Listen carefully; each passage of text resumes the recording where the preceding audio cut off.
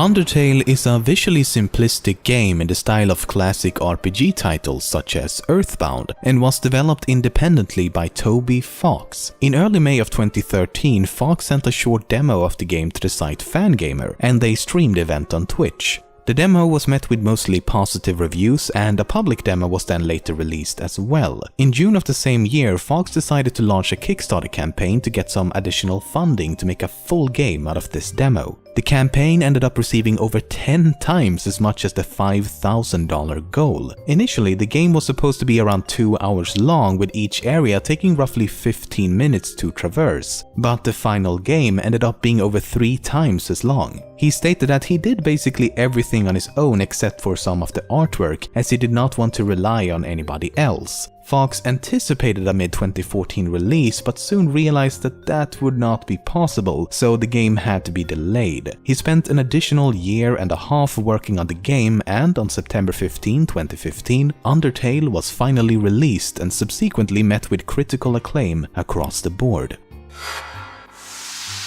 While the story of the game is entirely told via text, just like the classic RPGs the game was inspired by, 2 characters could be said to have an actual speaking voice of their own. If you choose the genocide route and fight and/or kill everyone you encounter, you'll soon run into Flowey, and after a short conversation, this voice clip is played.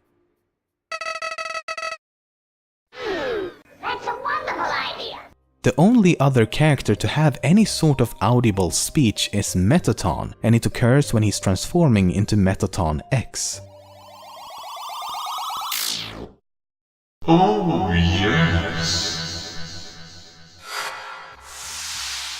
During a stage in Waterfall, there's a puzzle in which you have to build a bridge using flowers. If you ignore the puzzle and instead take the flowers to the bottom right of the screen, it's possible to access a hidden area. Here you'll find a bench with a quiche laying underneath, which seems to be a reference to a couple of tweets made by the creator of Homestuck and his brother. What's interesting about the flower bridge puzzle, though, is that there's another abandoned area known as Room Water 13, which also requires you to build a bridge of flowers. And if you do, you're taken to yet another abandoned stage with these strange-looking red things. Was this intentionally left for us to find, or it's all very clouded in mystery? When you encounter the enemy Lesser Dog, the easiest and most common strategy is to simply pet him once and then spare him. However, it's possible to continue to pet him for several minutes until his neck is stretched across the screen twice, at which point the screen prompts "Lesser Dog is gone where no dog has gone before." Doing this will also erect these long-necked Lesser Dog sculptures. In Hotland, Sans can be found selling hot dogs and hot cats, which you can buy. If you attempt to purchase a hot dog when your inventory is full, however, he will start stacking them on your head. This continues until you're balancing a tower of 29 hot dogs. If you go to Papyrus and Sans' house, you'll find Papyrus standing to the left side of the living room. If you walk to the kitchen, he will come over to ask you what you're doing. When you exit the kitchen again, he'll walk back to his usual position. However, if you walk in and out of the kitchen repeatedly at a rapid pace, he starts moving back and forth in an attempt to keep up with you. If you then talk to him again, he will mention that he can't feel his legs because of it. If you play the pacifist route and reach the end credits, you'll get to play one last minigame in which you have to dodge the names of all the Kickstarter backers. Doing so will grant you access to the mysterious door in Snowden Forest. The room beyond the door doesn't have any clear purpose and is likely nothing more than a fun Easter egg as a reward for completing the game. For example, we know that the dog is meant to represent Toby Fox, and the items in the room jokingly reveals that the dog accidentally programmed the entire game by barking. But then again, this game is known to be infested with secrets and hidden clues, so I feel like we're missing something. Wait a minute. How could we miss this? It can't be. Illuminati, you've come to take control. What's really interesting about the character Sans is that he's one of the few characters who seem to be aware of the existence of different timelines, as well as you, the player, or at the very least the player's actions. When he tells jokes, he doesn't look at the player character, he looks directly at the screen. At the player. In fact, he may even realize that he's inside a video game, as indicated by the so-called dirty hacker ending, which occurs when you've modified the game too much.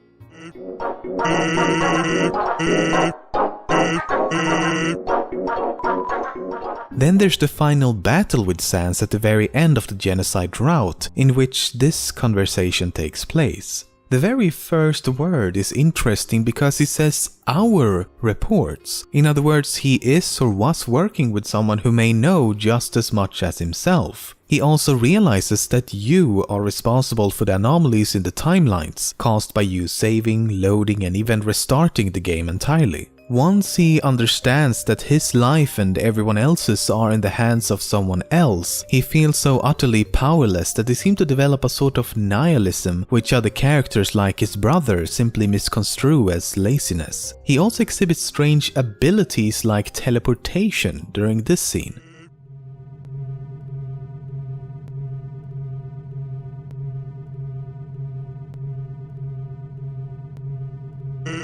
Or it could also be that he's able to freeze and or manipulate time, which he seems to be doing in this scene.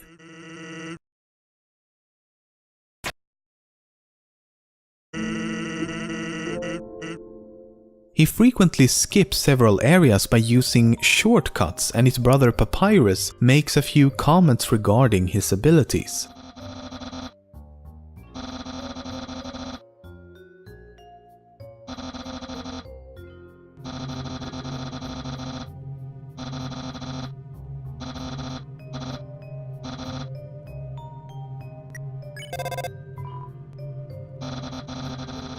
Then there's also the fact that the shopkeeper in Snowden tells you that the two brothers just showed up one day, and that the town has gotten more interesting since.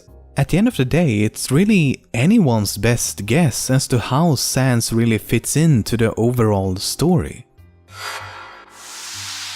If you check the official website for the game and then inspect the website's HTML code, you'll find a hidden message that reads, "What are you doing? Looking for secrets? Don't put your nose where it doesn't belong, or you might learn something you don't like." In a similar fashion, when looking through the game files, you can find a sound file which has this to say. Hello, have some respect and don't spoil the game. It's impossible to have mysteries nowadays.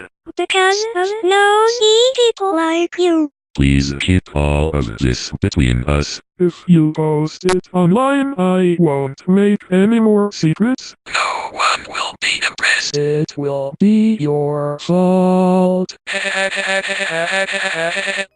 Oh, good thing I kept this between us then, if by us you mean you, me, and my viewers. That's an us, you can define us that way, so yeah, this is not my fault. I didn't upload this file, I kept the secret between us. Isn't that right, Frisk? You done fucked up now! W.D. Gaster. If you play the game normally, you're probably not familiar with this name. It refers to a mysterious character which is almost never seen nor mentioned until you edit the game files. His only appearance occurs within a well-hidden room.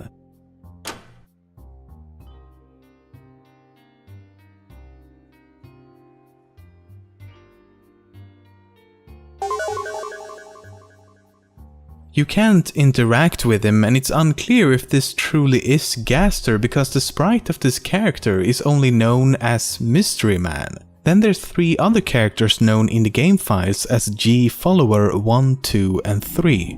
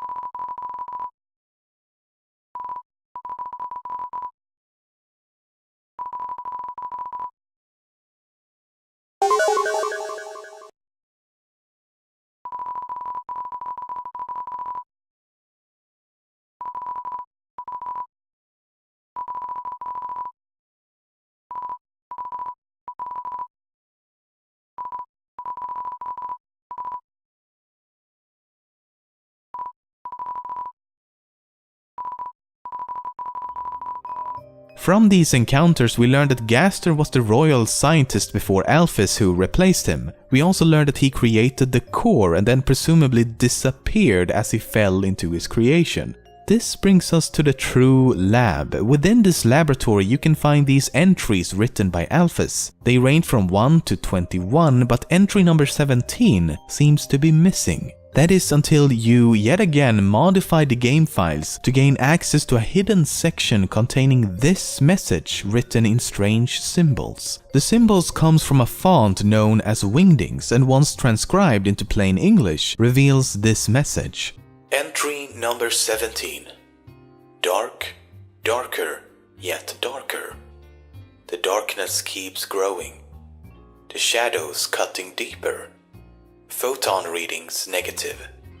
This next experiment seems very, very interesting.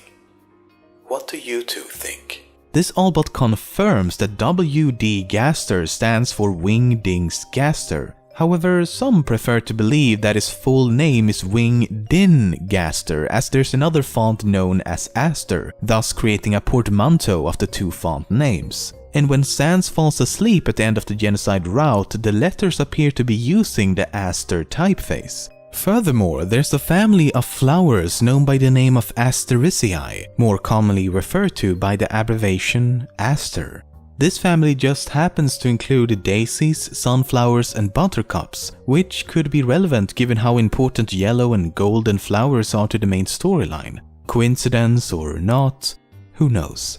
Anyway, why Gaster's full name is so important is because of the two characters Papyrus and Sans, who get their names from the two typefaces Papyrus and Comic Sans, which they also use to communicate. This likely means that they are related in some way and could indicate that the two mentioned at the end of the entry number 17 message refers to Papyrus and Sans. But there's more. At a specific area in Snowden, it's possible to receive a call with the unknown caller asking for someone whose name begins with the letter G.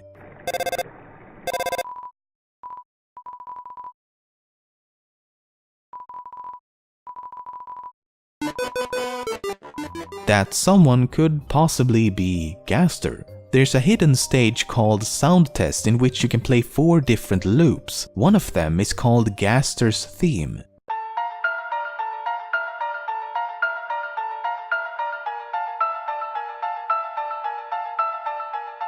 None of these 4 melodies are included anywhere else in the game nor in the official soundtrack. If you name your character Gaster in the beginning, the game will restart for some reason. When you gain access to Sans' room, you'll find a silver key that unlocks a door hidden behind a house. In this room, there's a blueprint on the wall with strange symbols that seem to relate to some kind of machine. The symbols could be Wingdings written by Gaster, but it's hard to tell. In a room known as Room Water Redacted, you'll find a character that simply says Redacted in Wingdings. And while it's important to consider all of this, let's not forget that it's not even clear if Gaster is really important to the story or not, because after all, you will only access most of this information by manually modifying the game. You can play through the game several times over without ever knowing that there's a character by this name. I know this because that's exactly what I did. I played through the game 4 times to try all the different routes and before doing any type of research, and not once did I encounter any of the things I've mentioned regarding Gaster. Isn't it quite likely that this Gaster character was cut from the game and we're only finding the leftovers? I mean, that games contain hidden information that's been forgotten during development is nothing strange, it happens all the time. For example, the entry number 17 message left by Gaster is not the only entry numbered 17. If you search through the game files, you will find another entry with the number 17, likely written by Alphys, that reads, "Monsters' physical forms can't handle determination like humans can. With too much determination, our bodies begin to break down. Everyone's melted together." This piece of dialogue seems to have been cut from the game as it's never displayed during normal gameplay and is similar but not the same to what Alphys says at the end of the True Lab stage.